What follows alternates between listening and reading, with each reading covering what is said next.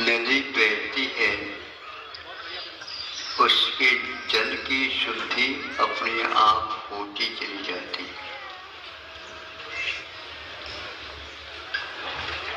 तालाब बहता नहीं, फिर भी पानी का स्रोत यदि उसमें है जीवित, तो वह भी साफ सुथरा गहरा होता है झील के समान, तो वह भी पानी पीने के लिए भी काम में आता है। कुएं का पानी भी नीचे झरने के साथ संबंध रहने के कारण और उसमें से किसानों के द्वारा चरस के पानी निकालने से वह जल भी शुद्ध होता है। चरस में जब पानी आ जाता है तो वह अशुद्ध माना जाता है, किंतु चरस के द्वारा पानी निकाला जाता है तो वह भी पानी शुद्ध और हो जाता है। सुन रहे हैं आप? हाँ, तो अब सुनो, आपका उपयोगी है ये भाव। आपका द्रव्य रुके नहीं घर में, संग्रह न हो। संग्रह के कारण आपको उस संबंधी आरक्षण की चिंता भी रहती होगी, रहती है महाराज। दिन में भी और रात में भी 24 घंटा बनी रहती, बार बार देखते रहते, चाबी लेकर। घर में है वो पैसा, सुरक्षित है क्योंकि चाबी हमारे पास है। अब हमेशा हमेशा वहीं पर रखोगे, पहले गाड़ करके रखते थे, गाड़ करके रखते, काम में नहीं लाते, संग्रह करते चले जाते, तो वह खिसक करके दूसरे अड़ोस पड़ोस में चले जाता। ऐसा सुनते हैं, आप लोगों को भी विश्वास होगा या है ये नहीं सुनते।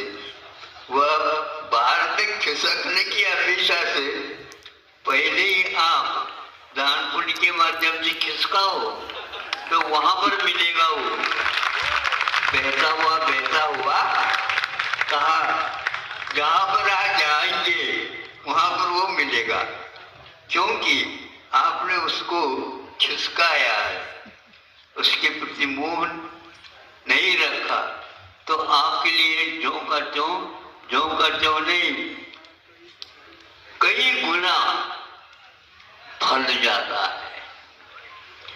भावों के माध्यम से ही हम धर्म करते हैं, धर्म के माध्यम से नहीं, द्रव्य के त्याग के माध्यम से भाव बनते हैं, वो धार्मिक भाव कहलाते हैं।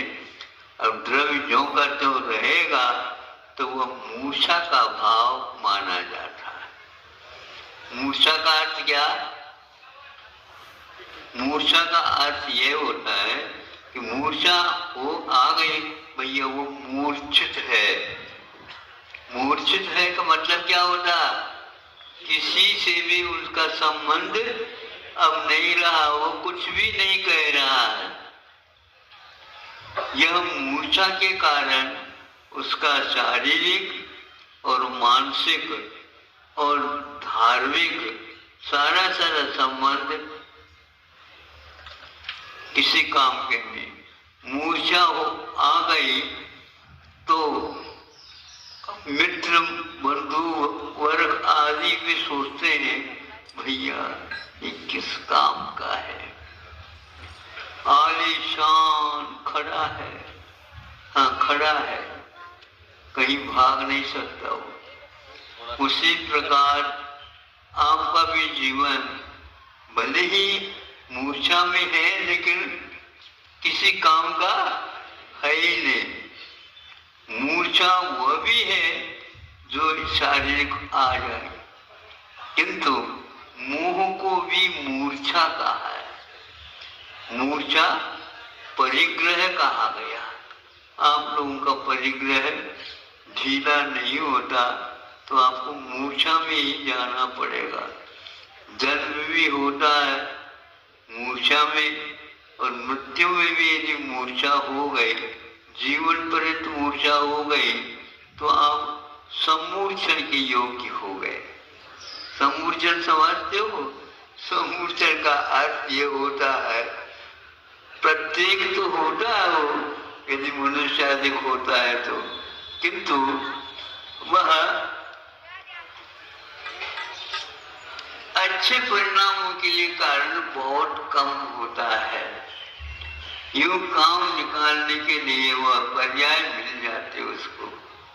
सम्मूर्छन जीवों की संख्या अनंतानंत है, प्रत्येक की संख्या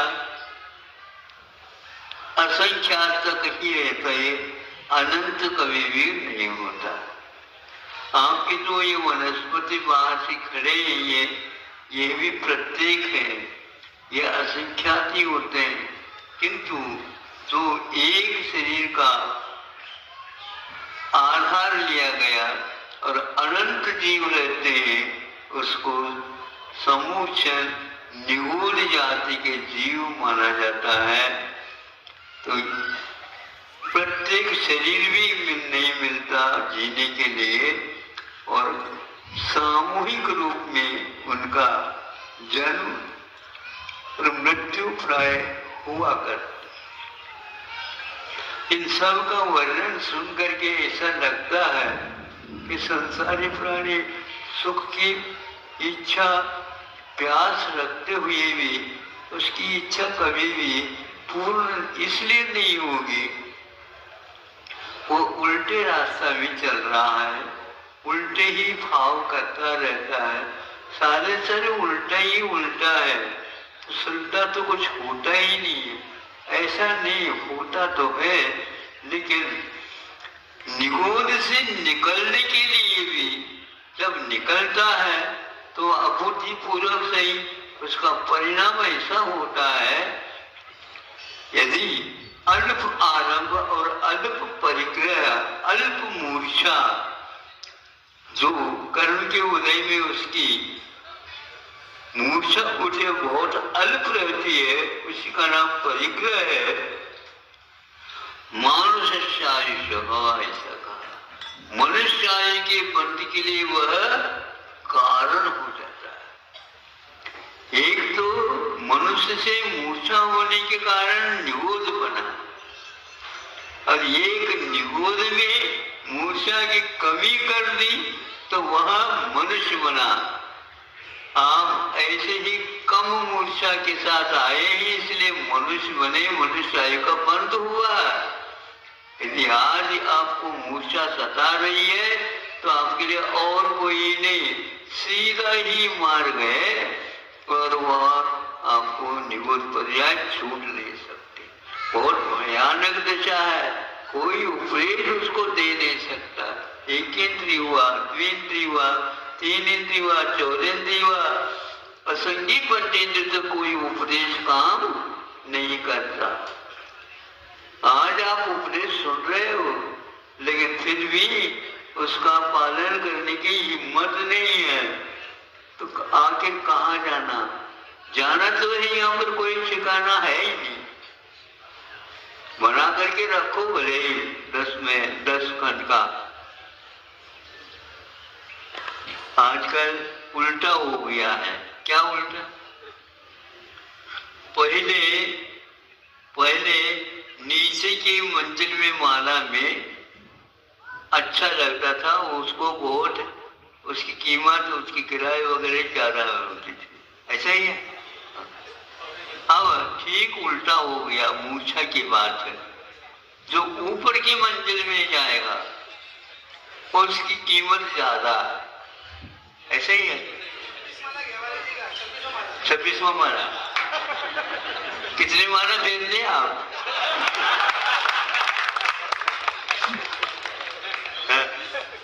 अब 26 माला का अर्थ क्या हुआ बताओ? 26 खंड का हो गया, उसमें कम से कम 10 फीट का भी गुणित कर दो तो 260 फीट ऊपर। अब थोड़े से दूर रह गए सर, क्योंकि वह ऊपर रह करके विहंगम दृश्य को देखना चाहते हैं। इससे सबसे अच्छा तो यही है, कोई कौवा बनता है, कोई चिड़िया बन जाती है, जाकर के बैठ जाते आपके मकान के छत पे मारने के ऊपर। विहंगम दृश्य 5 मिनट नहीं लगता, वह आकर के और दूसरे 100 मंजिल के ऊपर भी जाकर के बैठ जाते। हाँ क्या नहीं, सबसे ऊपर जाकर के मैं देख रहा हूं। इसके कारण ऐसा भाव हो जाता है, किंतु यहाँ यहीं पर रहता कुछ काम में नहीं आता है।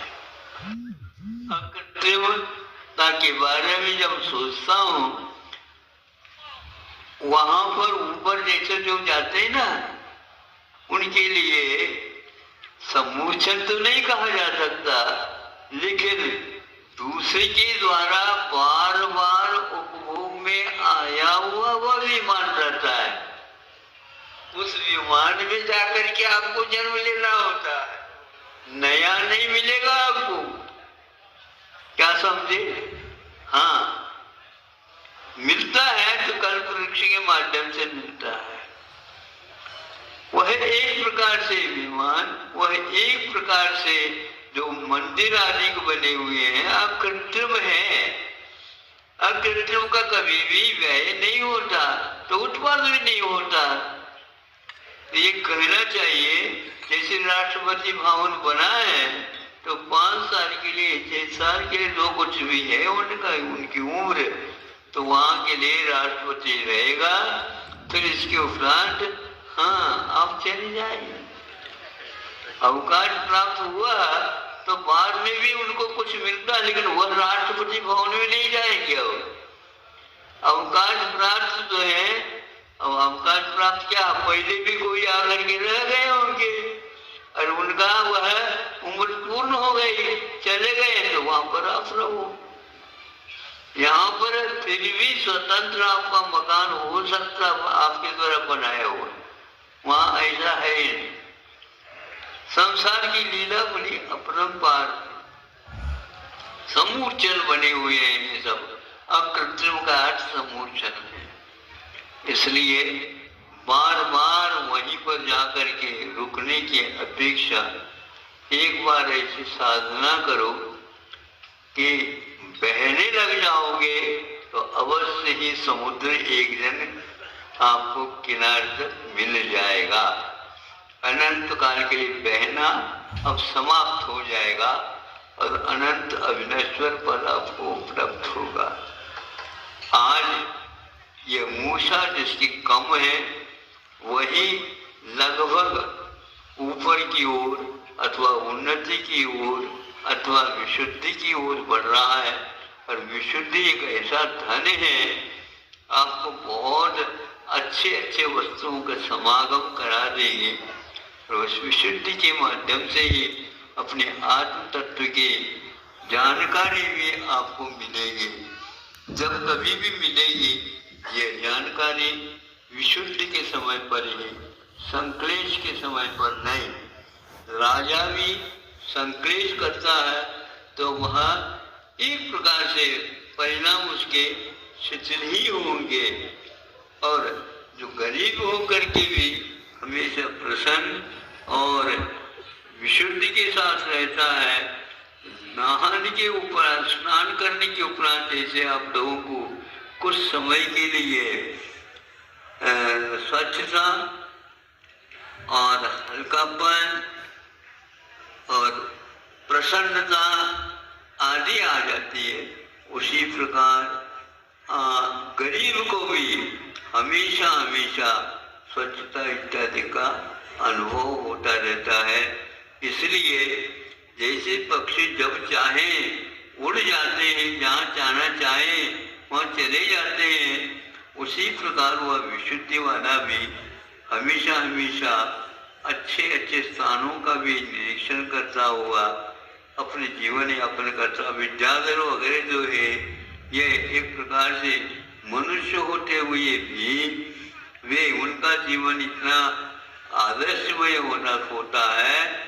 जहाँ विद्याधर लोग रहते हैं वहाँ पर भी कभी भी चतुर्थ काल का वातावरण छूटता नहीं, और वहाँ पर हमेशा हमेशा रिद्धिधारी मुनि महाराज आदि आते हैं और विद्याओं के बल पर वे कहीं भी किसी भी समोसरण में जा करके अपना धर्म ज्ञान कर सकते हैं। इसी प्रकार के आपकी भी साधना हो सकती है, की जाती है, तो वही एकमात्र आपके लिए परंपरा से मुक्ति के लिए कारण बन सकते हैं। अहिंसा परमो धर्म की। आचार्य भगवान श्री विद्यासागर जी महामुनिराज रोज आचार्य श्री के प्रवचन सुनने के लिए चैनल को लाइक और सब्सक्राइब जरूर करें। जय जिनेंद्र सभी को।